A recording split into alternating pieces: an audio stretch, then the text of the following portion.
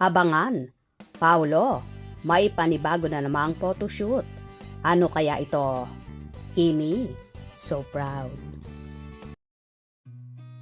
I've seen a lot of change, been through a lot of pain. Some things are not the same as they were a year ago, but all will be okay. I move on each and every day. The past.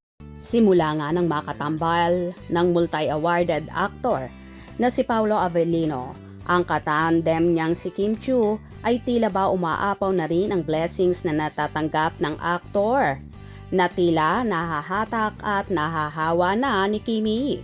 Alam naman nating lahat kung gaano kadami ang endorsement ng dalaga na halos di na mabilang sa mga daliri ang ini-endorso nito.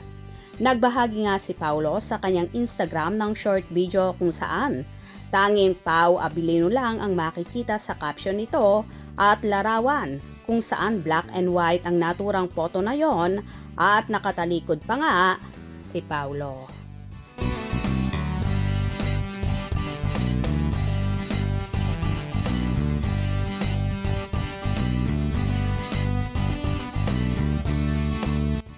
Tila may bago na namang aabangan sa aktor na pumapalo din ang endorsement ngayon. Samantala, so happy naman ang Kim Pao supporter sa bago na namang matutunghayan na ini-endorso ng magaling na aktor, na kahit nga ang napapabalitang jowa na niyang si Kim Chiu ay so happy rin sa binata. Ganyan nga magsuportahan ang Kim Pao sa kabi-kabila nila mga projects, endorsements, at iba-iba pang commitments na hindi man sila magkasama sa mga shows nila, ay palagi pa ring makikita ang sweetness ng dalawa na talagang on time palagi ang tawagan at video call ng Kim Pao. Palagi sila nag-a-update sa isa't isa, malayo man sila at hindi palaging magkasama. So proud din ang aktor sa lahat ng blessings na natatanggap ng dalaga, lalong higit ang pagiging calendar girl ni Kimi sa isang nakalalasing na alak, kung saan so sexy naman talaga ng actress na halos lahat ay napawaw. Tila naghakot pa nga ang aktor ng mga kalendaryo ni Kimi na ipamimigay sa kanyang mga kaibigan, kapamilya at mga fans. O diba, kitang-kita ang pagkikare at pagmamahal nila sa isa't isa.